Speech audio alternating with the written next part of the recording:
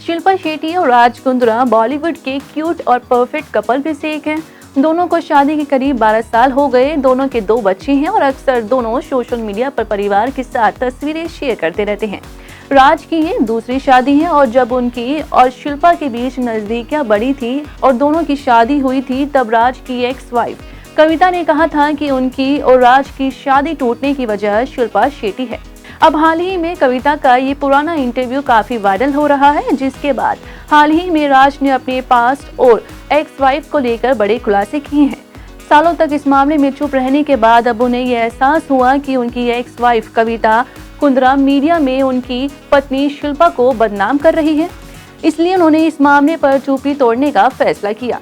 राज कुंद्रा ने बातचीत में कहा कि आप सच्चाई के खिलाफ जवाबी कार्रवाई नहीं कर सकते, खासकर तब जब इसमें कोई परिवार शामिल हो। उन्होंने बताया कि उनकी पत्नी उनके बहन के पति से काफी क्लोज हो गई थी। मेरी मां ने मेरी पूर्व पत्नी और बहन के पति को कई बार आपत्तिजनक स्थितियों में रंगे हाथ पकड़ा था। यहाँ 2 परिवार खराब हो गए। ये करने से पहले उन्होंने 2 बार भी नहीं सोचा। राज कुंद्रा ने बताया कि शिल्पा नहीं चाहती कि मैं इतने सालों की चुप्पी को मैं तोड़ दूं, लेकिन जब एक बार फिर से पुरानी स्टोरीज वायरल होने लगी तो मैं परेशान हो गया। मैंने ये तय कर लिया कि अब बहुत हो गया। ये पूछे जाने पर कि क्या उन्होंने तलाक के बाद अपनी एक्स वाइफ और अपनी बेटी से मिलना चाहा, इसके जवाब में उन्होंने कहा कि न तो मैं तलाक के बाद कभी कविता से मिला और न ही मैं मिलना चाहूंगा।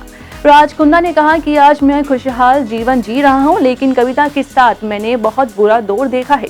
रिश्ता जहरीला हो गया तो आगे बढ़ना पड़ा। उसने मेरे साथ अच्छा धोखा किया। मेरी बहन के पति के साथ एक ही बार में 2 परिवारों को बर्बाद कर दिया।